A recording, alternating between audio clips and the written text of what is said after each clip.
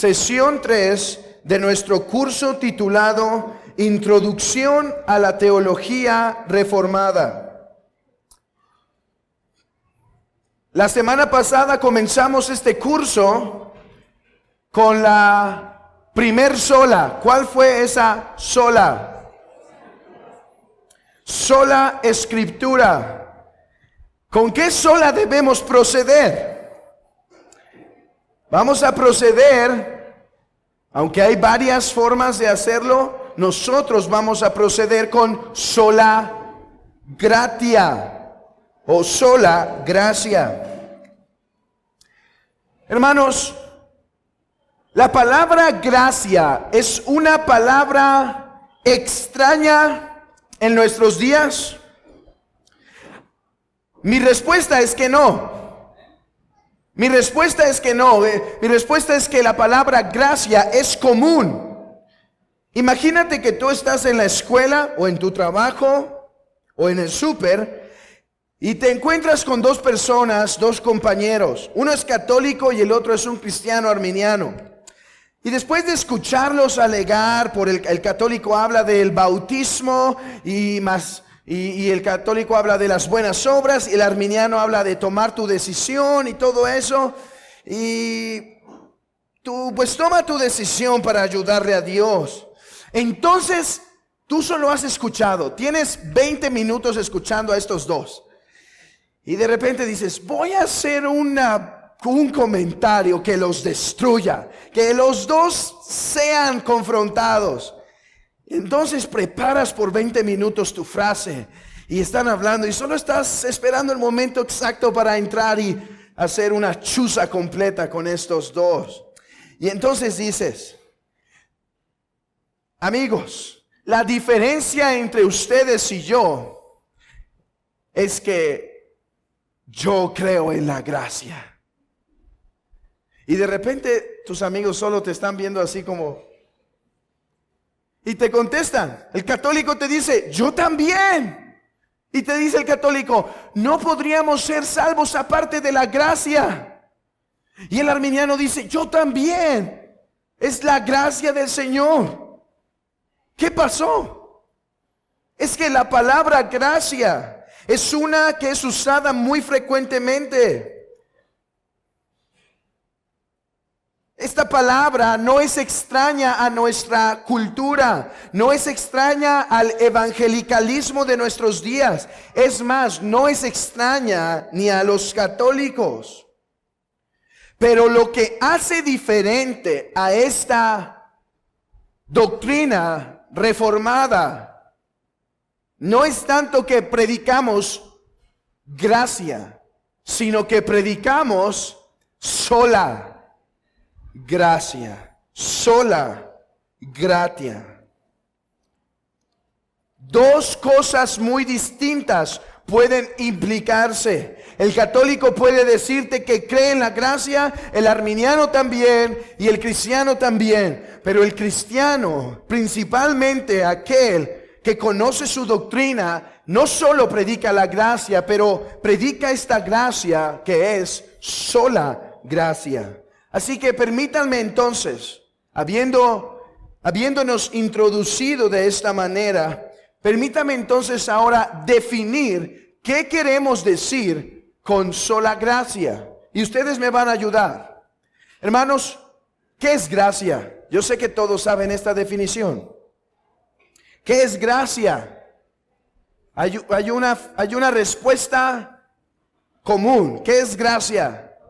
Favor no merecido. Favor inmerecido.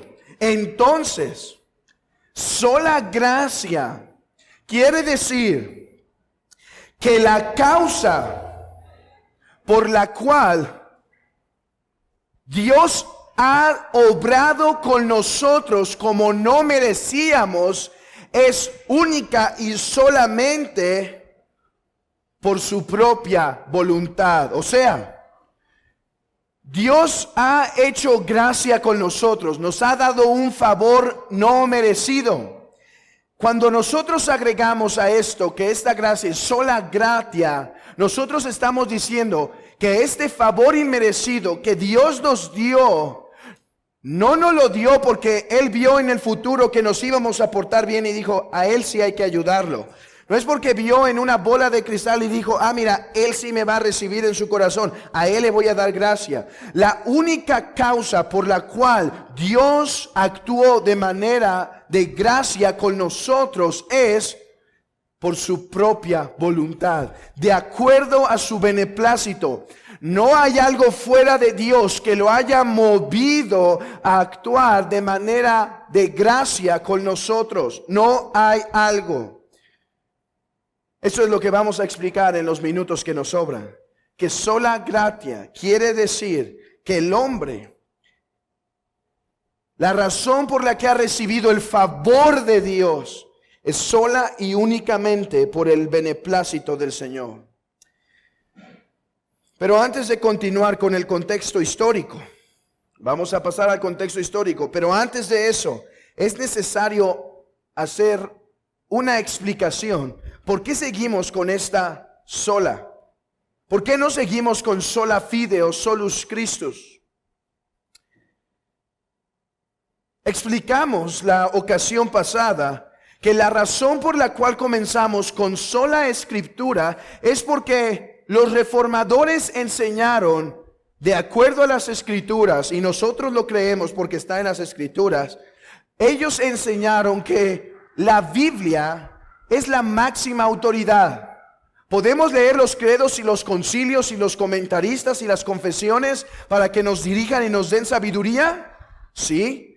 Pero la Biblia es la máxima autoridad. Todo se rige bajo esta norma. Es la norma que norma. No hay algo que la dirija a ella. Ella es la reina y ella dirige todo. Así que si un credo contradice algo de su enseñanza, rechazamos esa parte del credo y nosotros nos sometemos a lo que la Escritura enseña. Pero ¿por qué saltar? ¿Por qué saltar de sola escritura a sola gratia? La razón es que porque la reforma comenzó, hermanos, la reforma comenzó como una búsqueda existencial de cómo el hombre puede tener paz para con Dios. La reforma comenzó así. Dios usó las luchas. Ahora podemos hablar de otros aspectos sociales, políticos, religiosos y demás. Pero yo creo que esencialmente lo que causó la reforma fueron las luchas de este monje agustiniano. Fueron las luchas de cómo puede el hombre estar en paz con Dios. Así comenzó la reforma. Ahora, hermanos, ¿la Biblia es autoritativa sobre la salvación? Sí. ¿La Biblia es autoritativa solo sobre la salvación? No. ¿Cómo se debe dirigir la iglesia? ¿De acuerdo a mis ideas o de acuerdo a la Escritura? Sola Escritura. La semana pasada vimos que sola Escritura quiere decir que la Biblia reina no solo en algún aspecto, en todos, en todos.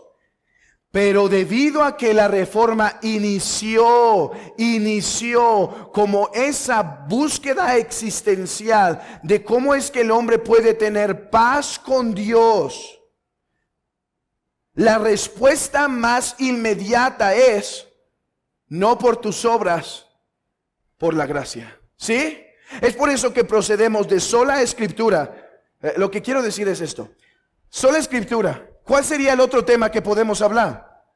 La eclesiología. ¿Cómo se debe dirigir la iglesia? ¿No es verdad? ¿No podemos sacar de la sola escritura cómo debemos dirigir la iglesia? Ok, pero ¿por qué seguimos entonces con sola gratia? Porque sola gratia es la respuesta más inmediata a la búsqueda de cómo el hombre puede tener paz con Dios. ¿Cómo puede tener el hombre paz con Dios? Solo por la gracia.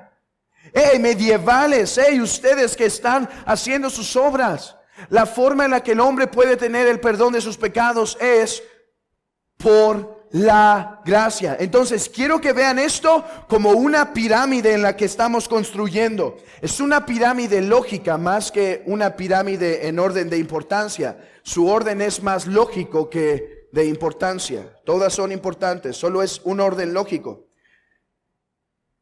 Ok, el hombre tiene luchas en su alma y dice, Señor, ¿cómo puede el hombre ser salvo? Aprendimos con sola escritura que lo que dice aquí es lo que rige. ¿Y qué es lo primero que contesta la Biblia sobre esa pregunta? Por la sola gracia. Pero después veremos la próxima lección. Esta gracia se ha manifestado en tener fe, ¿sí? Fe en solos Cristos. ¿Pueden ver entonces el orden lógico? El hombre primero pregunta en su conciencia, ¿cómo puede tener el hombre perdón para con Dios? Bueno, es solo por la gracia, por medio de la fe en Jesucristo. Así que es por eso, creo que la gracia es la base más, es la sola más básica en cuanto a nuestra búsqueda de la salvación. Y habiendo explicado esto e introduciéndonos al contexto histórico, y recuerden, hermanos, que la razón por la cual hablamos del contexto histórico no es porque queremos simplemente saber lo que hombres han dicho en el pasado, y si lo investigamos bien lo debemos creer. ¿Verdad que no es el propósito? Hermanos, nosotros podríamos hacer una investigación de lo que dijo Aristóteles, lo que dijo Platón, lo que dijo Arquímedes, lo que dijo Anaximandro, estos filósofos de la antigüedad. Y sabes, si los interpretas bien, ¿cuál es el otro paso? No es que los vas a creer. Hacer una correcta investigación histórica, no por eso vamos a creerlo, ¿cierto? Entonces, ¿por qué estamos dando un recuento histórico? Porque queremos poner la doctrina en su contexto. Queremos ayudarnos con el contexto histórico para comprender bien esta doctrina y después demostrar que bíblicamente es comprobable y por lo tanto la debemos creer.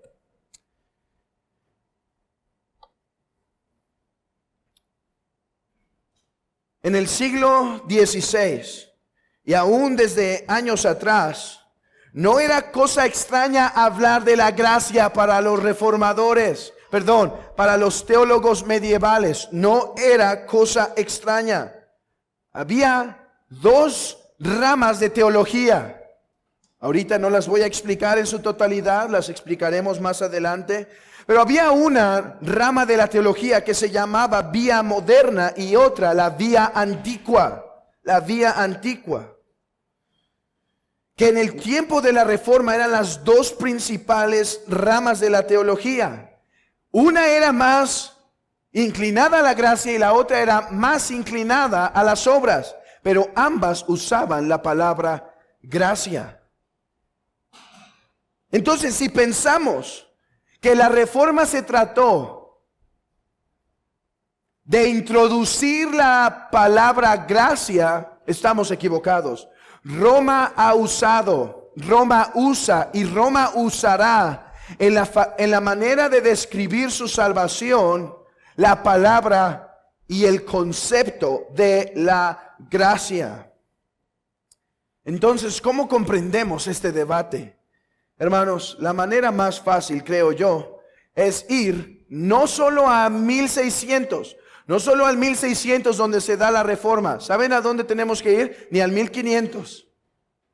Entonces, ¿a dónde? Si no es el 1600 ni el 1500, a 1400 donde se dieron esos precursores de la reforma. Ni ahí. Tenemos que retroceder 1600 años al año 400. Y este año 400 nos ayudará a comprender bien de qué trató la sola gracia en el tiempo de la Reforma Protestante. ¿Qué pasó en el año 400? Un debate muy importante que se dio entre un hombre llamado Agustín de Hipona y un monje llamado Pelagio.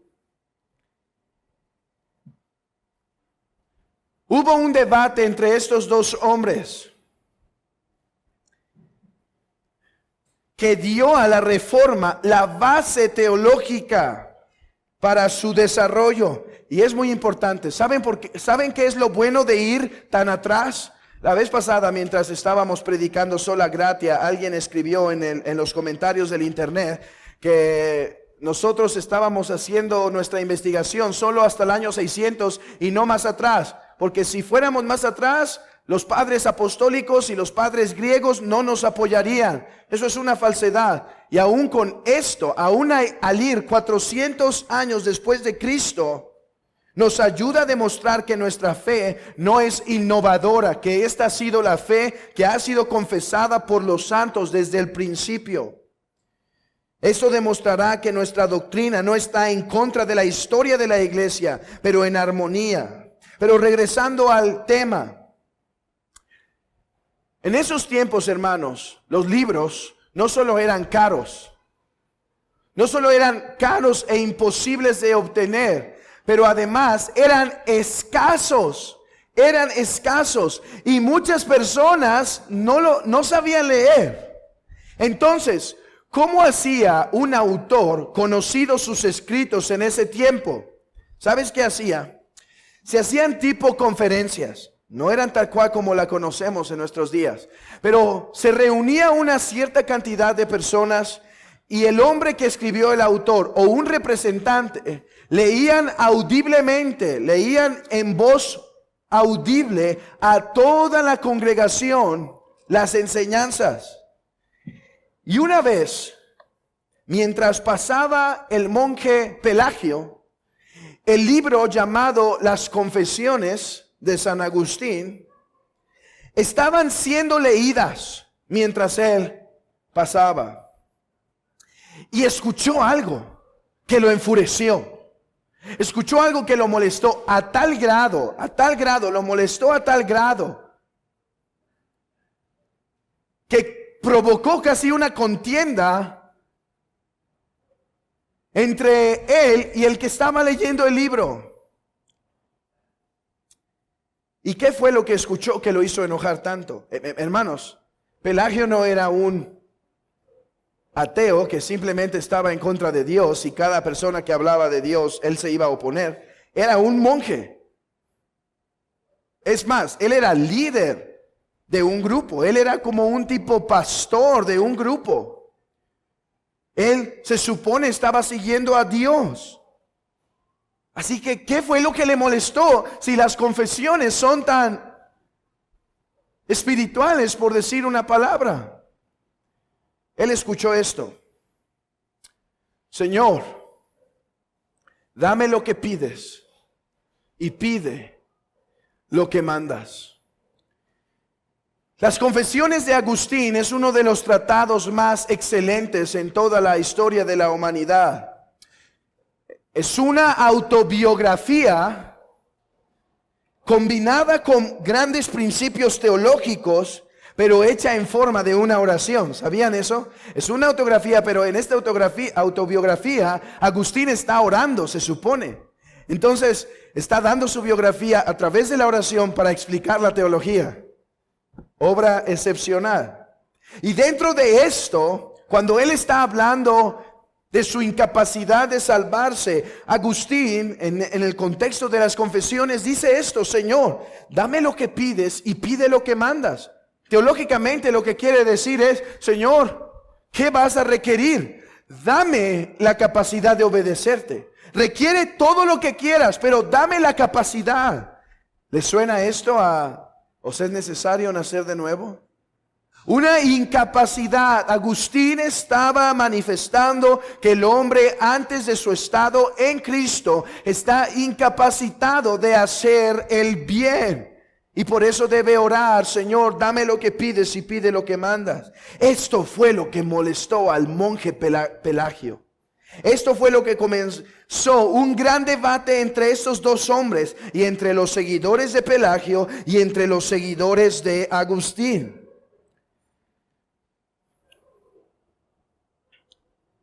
¿Qué enseñaba Pelagio y por qué se oponía a esta frase? Pelagio decía que el hombre nacía totalmente bueno. Que el hombre nacía, como se diría, tabula rasa, o sea, pizarrón en blanco, neutral. Y entonces, ¿en qué dependería si las acciones del hombre serían buenas o malas? Si es neutral, ¿en qué dependen? No está inclinado a nada, simplemente es un pizarrón en blanco. ¿De qué depende que él siga el bien o siga el mal? El ejemplo.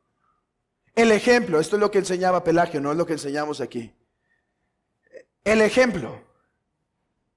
Entonces, él vio a Cristo y a Adán no como dos cabezas representativas, pero como dos ejemplos. Así lo vio. Adán es el ejemplo de aquel que camina egoístamente y sigue sus propios deseos. Y Cristo es el ejemplo de aquel que se sacrifica. Así que Cristo y Adán no son más que dos opuestos que nos enseñan cómo vivir. Entonces, el hombre es bueno, el hombre es neutral y depende de sus circunstancias para hacer el bien. ¿No les parece esto la psicología de nuestros días? El hombre es bueno y son las circunstancias la que dirige al hombre a hacer ciertas. Tú no eres el problema, le dice el psicólogo al paciente. Tú no eres el problema. Le encanta escuchar eso a la gente. Tú no eres el problema. El problema son tus papás. Es ese trabajo, es tus antepasados. Ya también algunos hablan de maldiciones generacionales en la psicología. Pero bueno, esa es otra historia. Entonces, Pelagio vio, ¿saben? A pesar de que era la doctrina de Pelagio, ¿saben que Pelagio habló de la gracia? Vean esto, entonces la gracia no es una palabra extraña ni al mismo monje Pelagio. Hablaba de la gracia. ¿Y cómo hablaba de la gracia? Él decía esto: si el hombre se esfuerza suficientemente bien y además tiene buenos ejemplos desde su niñez, quizá no necesita la gracia. Ahora, si la usa, es más fácil. Entonces la gracia era más bien el bastón que nos ayuda a caminar que la camilla que nos lleva al hospital. Era más bien solo una muleta, que nos ayuda a caminar. Y es todo. El mismo monje Pelagio no rechazaba la gracia. ¿Y por qué esta era su preocupación?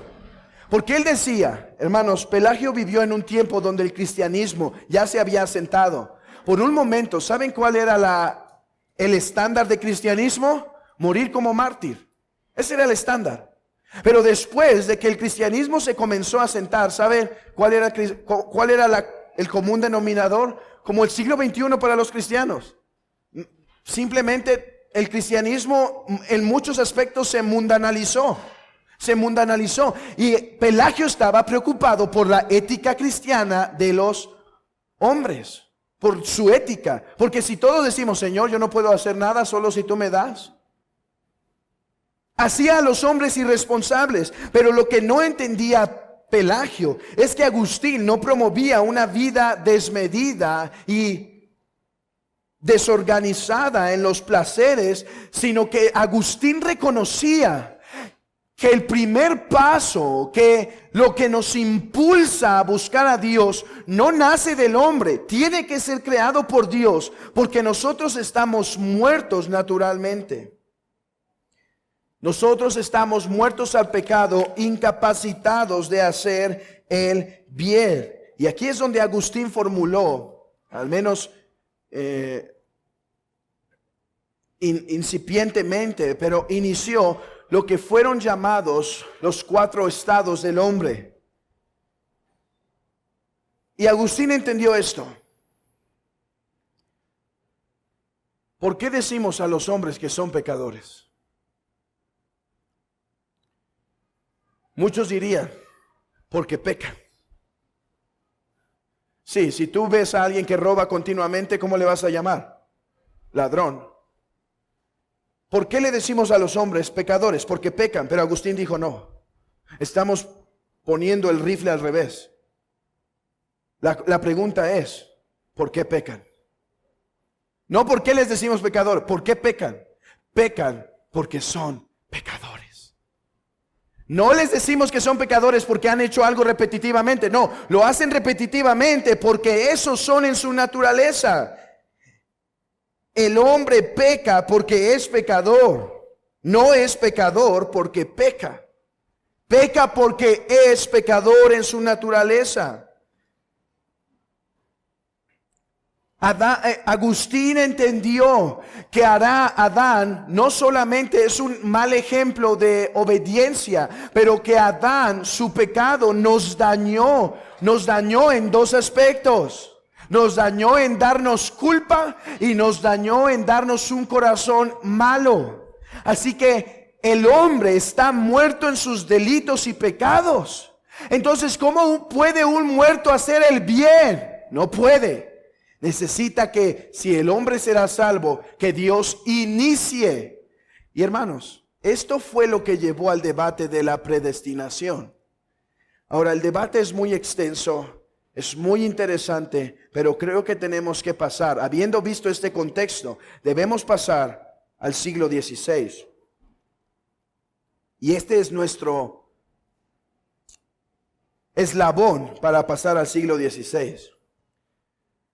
La doctrina de Pelagio, que prácticamente los únicos que la creen hoy en día es el mundo ateo, regularmente los religiosos no lo creen, el mundo ateo sí, fue llamado pelagianismo. Este hombre se convirtió en una corriente de pensamiento y enseña que el hombre es básicamente bueno. Las doctrinas pelagianas, así que cada vez que escuches de ahora en adelante que un predicador habla de pelagianismo, esto es lo que se quiere enseñar. Una influencia teológica que enseña que el hombre es básicamente bueno y que puede ganar su salvación si tiene buenos ejemplos, etcétera. Pero estas doctrinas pelagianas se condenaron en el sínodo de Éfeso en el 431. También se condenaron en el concilio de Cartago años antes. Entonces, este es el eslabón, quiero que comprendamos esto. Entonces, hermanos, si las doctrinas pelagianas habían sido condenadas por los mismos concilios de este tiempo, ¿contra qué debatieron los reformadores? Si esto fue condenado, ¿contra quién combatieron? Hermanos, después de estos debates entre Pelagio y Agustín, era fácil discernir quién tenía a favor de Agustín y quién estaba a favor de Pelagio. Pero poco tiempo después la doctrina se fue distorsionando, y principalmente en lo que llamamos la era medieval. Ahora, quiero aclarar, estoy convencido a la luz de una búsqueda que en la era medieval hubo hombres que defendieron la doctrina de la gracia predicada por Agustín. La iglesia prevaleció en el tiempo de oscuridad. No fueron tantos, no fueron quizá tan influenciales, pero la doctrina perseveró. Sin embargo, en su mayoría se distorsionó, y aunque se habían hecho condenaciones al pelagianismo, salió algo, y debes aprender este término, salió algo llamado semipelagianismo. Semipelagianismo. ¿Cuál es la posición del semipelagianismo? Por un lado dice Pelagio, te excediste. Adán sí nos afectó. Cuando él cayó, nuestro corazón sí está afectado por el pecado. Debe reconocerlo. Entonces, estos reconocieron que sí había una contaminación del pecado, pero por otro lado dijeron Agustín, pero Agustín, tú te fuiste hasta el otro extremo. Aunque Adán sí nos afectó, todavía hay aspectos de nuestro ser que no están totalmente contaminados del pecado, y que esos son a los que debemos apelar para buscar nuestra vida espiritual. Así que fue a este tipo de enseñanza llamado semipelagianismo que los reformadores se enfrentaron. Hermanos, ¿pueden ver la situación? Imaginen esto. Lo que está diciendo Pelagio es esto. A ver, yo tengo mis maderas y yo hago mi escalera y yo mismo me voy a subir. El pelagianismo dice, ok, Dios puso la escalera. Sí, no iríamos al cielo si no puso la escalera, pero yo me puedo subir solito. Pero ¿qué decía Agustín? Sí, Dios puso la escalera, pero estoy muerto. Hermanos, ¿cuándo han visto un muerto subir la escalera? No, si no hay algo que me sube soberanamente, poderosamente, yo me quedo ahí. Entonces, ¿pueden distinguir entre el pelagianismo, semipelagianismo y el agustinianismo? Pelagiano, yo tengo madera, yo construyo mi escalera y yo solito me subo. Semipelagianismo, Dios dio la escalera, pero yo solito me subo. Todavía tengo la capacidad. Agustinianismo, Dios dio la escalera, pero yo estoy muerto, me tiene que bajar a rescatar.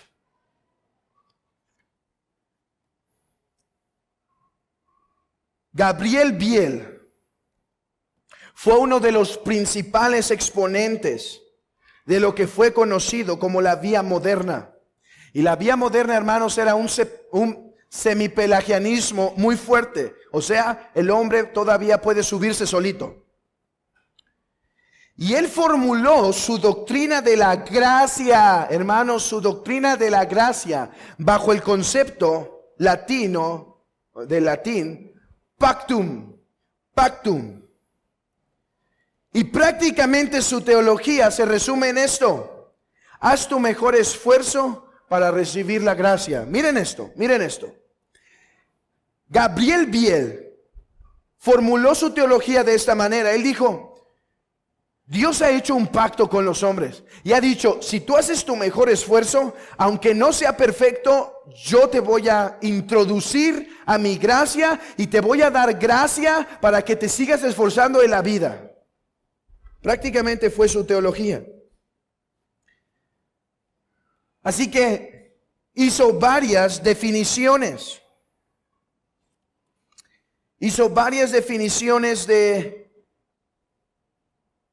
En cuanto a sus méritos. Por ejemplo, todos, decía Gabriel Biel, todos nacimos fuera de este pacto, pero si tú haces tu mejor esfuerzo, Dios te va a bendecir, o sea, te vas a hacer meritorio de entrar a este pacto, lo que se llamó el mérito congruente.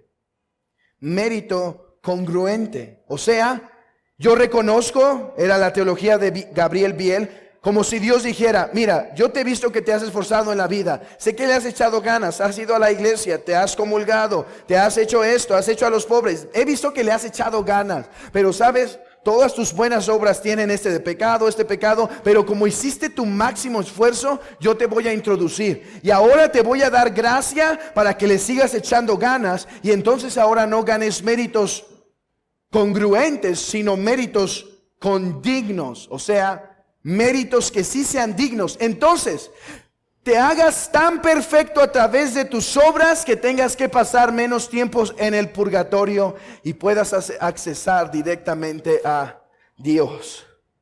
¿Pueden ver? ¿Está la palabra gracia en su lenguaje? Sí. Pero ¿es la gracia que la Biblia habla? Era una salvación por obras. Esto fue a lo que principalmente se opusieron los reformadores, aún aquellos que seguían la vía antigua. La vía antigua era aquella que seguía más la corriente de Agustín, pero aún ellos enfatizaban todavía la capacidad del hombre para subir la escalera. Hermanos,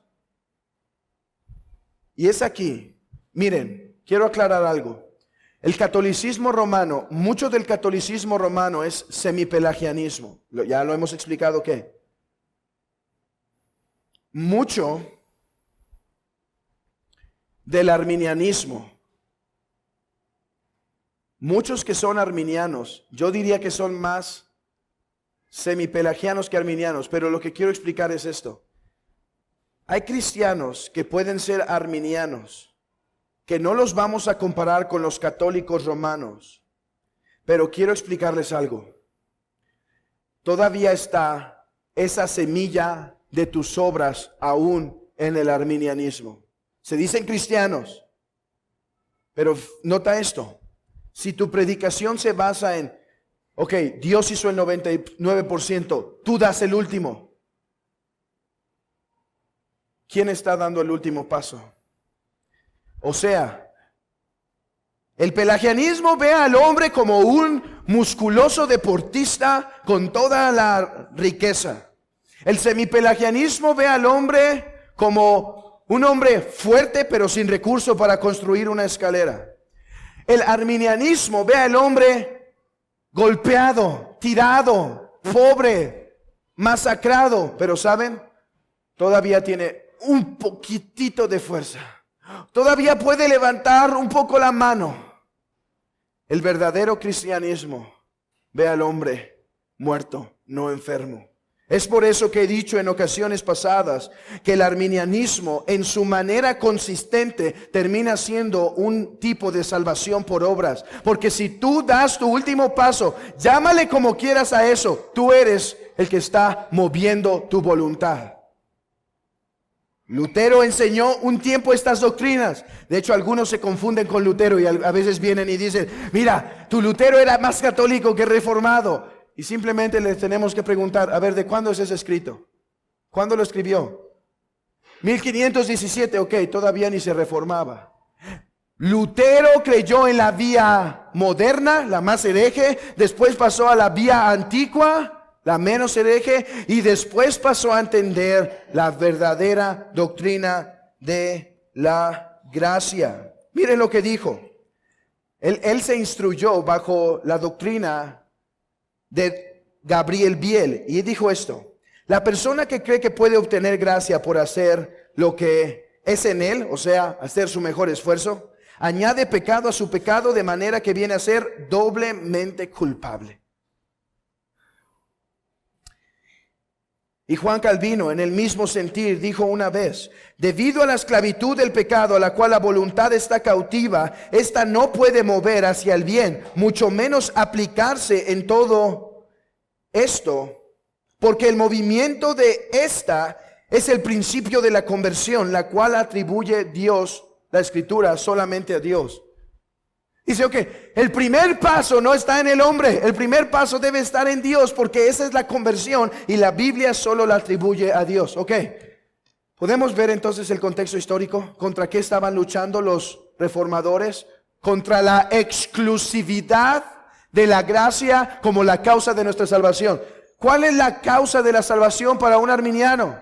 La gracia de Dios más mi decisión. ¿Cuál es la causa de la salvación para un semipelagiano? La gracia de Dios más mis buenas obras y acciones. ¿Cuál es la causa de la salvación para un pelagiano? Bueno, la ayuda de Dios y todo mi esfuerzo. ¿Cuál es la causa de Dios para cuál es la causa de la salvación que enseña la Escritura? Solo Dios. Solo Dios. ¿Por qué? ¿Por qué decimos esto? La Biblia lo enseña en al menos en los 5 o 10 minutos que me sobran. Veamos esto. Por dos razones principales, confesamos que la salvación es por la sola gracia. En primer lugar, la Biblia enseña que el hombre está muerto al pecado. Juan 8. Vamos a abrir nuestras Biblias, hermanos, a Juan 8.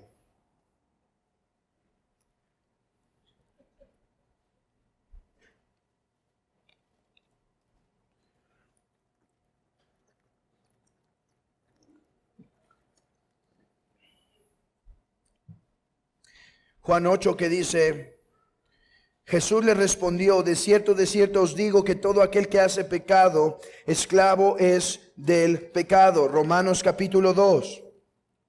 Entonces el hombre es esclavo del pecado, no se puede liberar de esa condición, y Efesios 2 es contundente sobre esto. y Él os dio vida a vosotros cuando estabais muertos. A ver, hermanos, vean solo esas palabras. Y Él os dio vida cuando estabais muertos. No dice cuando estabais enfermos. No dicen cuando estabais debilitados. Cuando estabais muertos en vuestros delitos y pecados. Versículo 2. En los cuales anduvisteis en otro tiempo siguiendo la corriente de este mundo conforme al príncipe de la potestad del aire, el espíritu que ahora opera en los hijos de desobediencia. Estos textos permiten ver que el hombre está contaminado hasta la raíz. Término en latín que usaron los reformadores, radix. El hombre no está contaminado externamente, el hombre está contaminado en su esencia. En su esencia misma. Por eso la Biblia habla del corazón que es perverso, porque es el núcleo de nuestro ser. Hermanos, es como si un día encontráramos en un jardín una fuente, y esa fuente da agua amarga naturalmente. ¿Saben por qué? Porque de donde viene, de la raíz, del manantial, esa agua es amarga. Ahora, pónganle el saborizante que quieran. Es más, pónganle un bonito adorno a la cascada, a ese manantial. ¿Y saben cómo va a ser el agua aún? Amarga. A menos que el Señor dijera a Moisés, tira un árbol para que las aguas amargas se conviertan dulces. A menos que el Señor obre sobrenaturalmente. Pero si no, el agua amarga seguirá siendo amarga aunque le vistas como quieras. El hombre está contaminado hasta la raíz. Acompáñenme a Marcos 7:21. Marcos 7:21.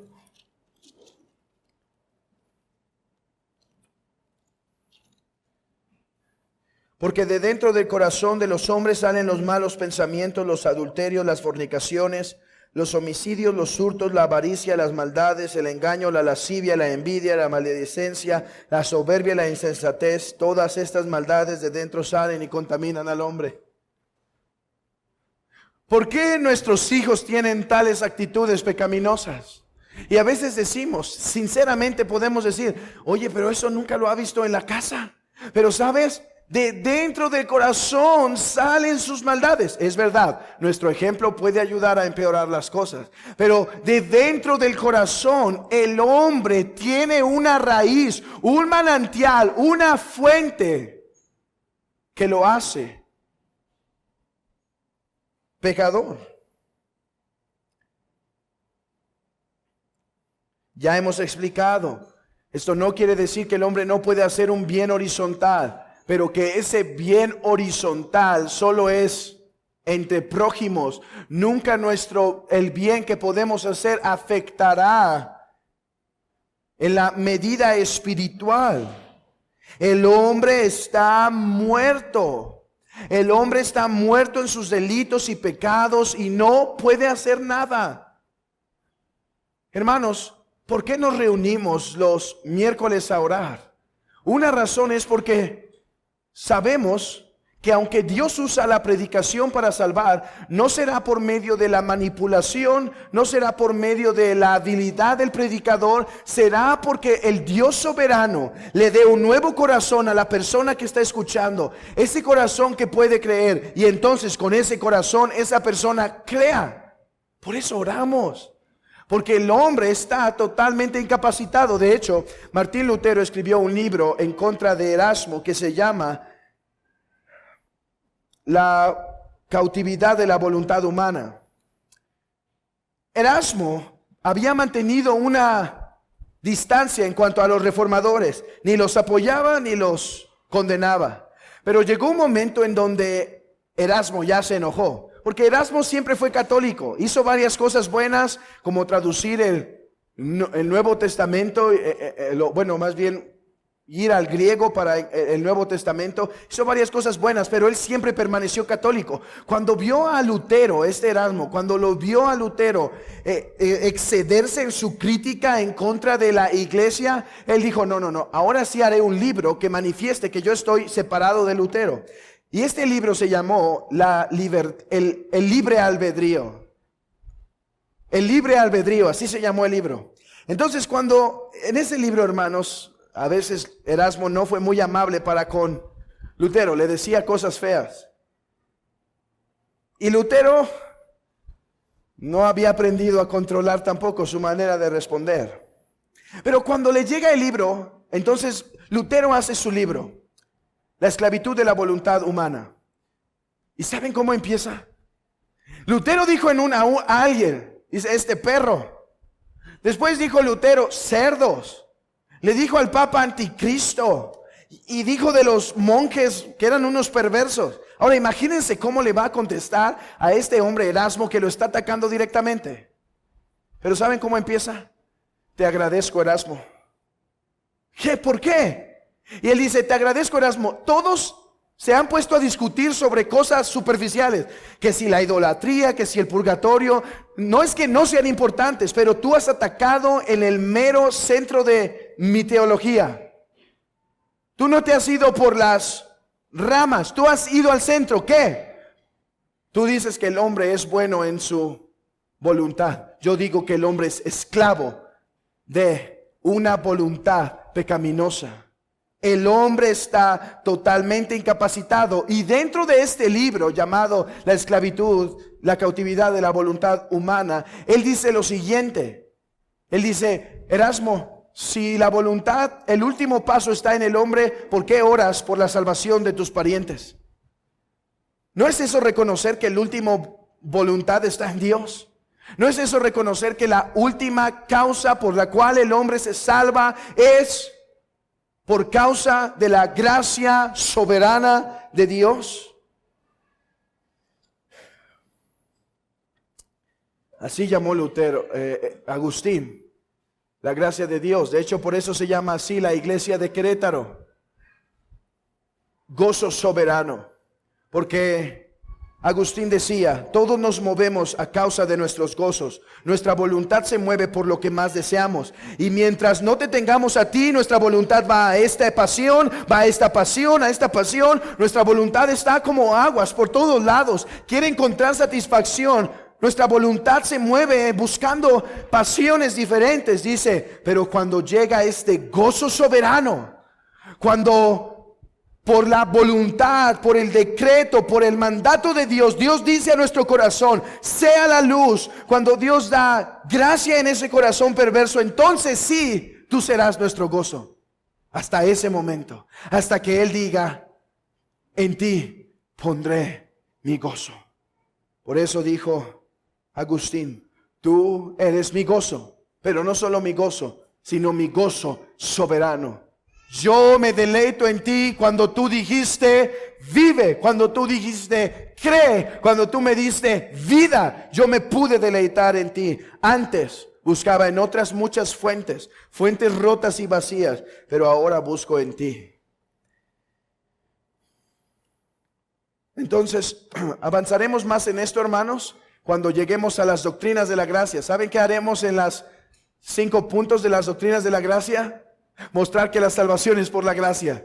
5 lecciones enteras, así que vamos a cortar aquí. Solo quiero pasar a un punto más.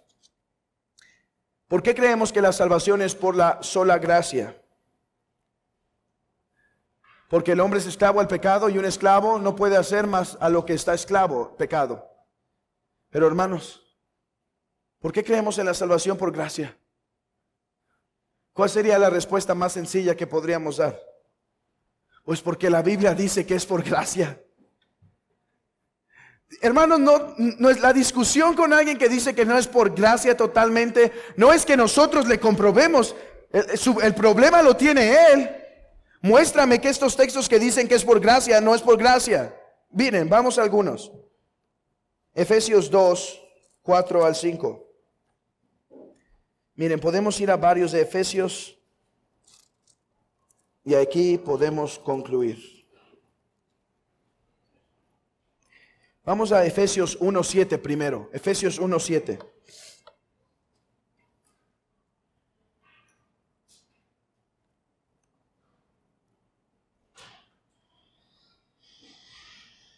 Desde el 5. En amor, habiéndonos predestinados para ser adoptados hijos suyos por medio de Jesucristo, según, ¿qué? El puro afecto de su voluntad, para alabanza de la gloria de su gracia, con la cual nos hizo aceptos en el amado, en que tenemos redención por su sangre, el perdón de pecados. ¿Qué? ¿Por qué tenemos este perdón? Según las riquezas de su gracia. Y gracia no quiere decir gracia más obras, quiere decir gracia inmerecido.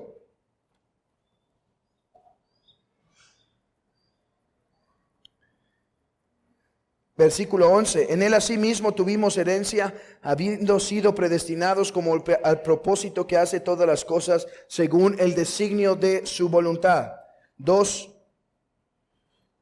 Efesios 2, 4 y 5. Pero Dios, que es rico en misericordia por su gran amor con que nos amó, aun estando muertos en pecados, nos dio vida juntamente con Cristo. Por gracia sois salvos. ¿Quién tiene el problema de inicio? No nosotros, ellos. Demuéstrame que aquí gracia no quiere decir gracia, y entonces le creeremos. 2:8, porque por gracia sois salvos por medio de la fe, y esto no es de vosotros, pues es un don de Dios. ¿Qué es un don de Dios? La salvación, es verdad, pero aquí yendo al texto, dice, porque por gracia sois salvos por medio de la fe. Y esto no es de vosotros. ¿Qué no es de vosotros? La fe. La fe no es de nosotros. Ahora, no es que no sea, no es que yo no sea el que haya creído. Sí, yo fui el que creí. Pero lo que está diciendo el autor es que tú creíste porque Dios te dio el don de la fe. ¿No dice esto en Filipenses 1:21? Porque a vosotros os es concedido no solo que creáis, no solo que creáis, sino que también padezcáis por él. Os es concedido ¿qué? Creer. Nos es concedido creer. La escritura es clara, el hombre es esclavo y la Biblia dice que la salvación es del Señor. Entonces, cuando decimos sola gratia, estamos diciendo que la causa de nuestra salvación no es algo bueno en nosotros, no es la iniciativa de nosotros, no es alguna cosa buena en nosotros, no es una buena obra de nosotros, sino sola y únicamente la gracia de Dios, ya que nosotros estamos esclavizados al pecado de manera que no podemos hacer nada, absolutamente nada para salvarnos. ¿Por qué creíste? Por la gracia de Dios. ¿Por qué puedes creer el evangelio? Por la gracia de Dios. ¿Por qué te has arrepentido de tus pecados? Por la gracia de Dios. ¿Por qué serás salvo? Eres salvo por la gracia de Dios. Por eso dijo Lutero, el pecador no es activo, cooperando en este evento salvífico. No es, tú pones 99, yo pongo el 1. Sino más bien es pasivo, muerto en el pecado y esclavizado en una naturaleza corrupta.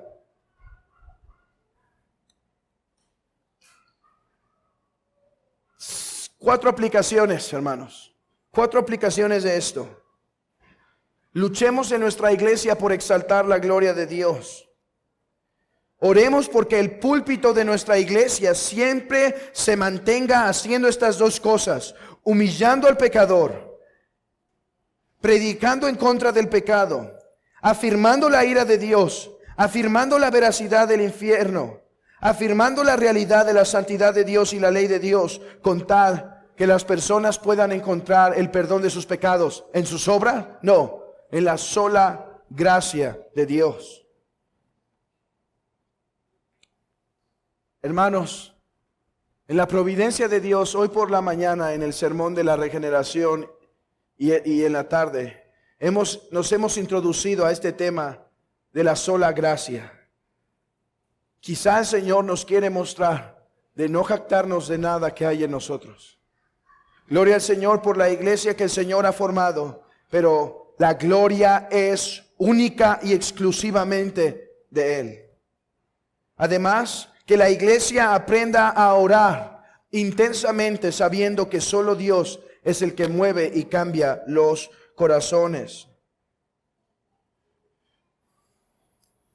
Y hermanos, aquellos que han recibido la gracia, fomenten la gracia del Señor por medio de aprovechar los medios de gracia.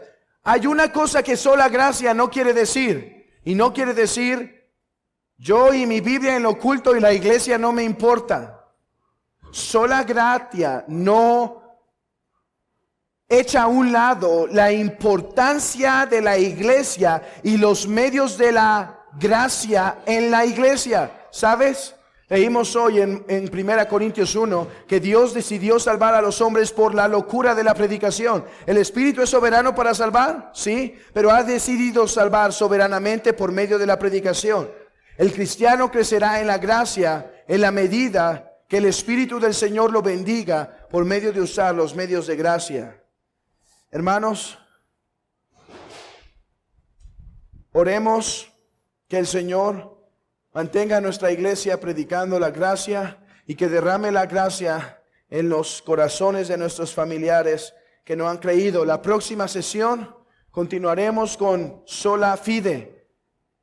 Hermanos, sola fide hace algo importante. Hemos dicho que es por gracia. Pero ¿cómo?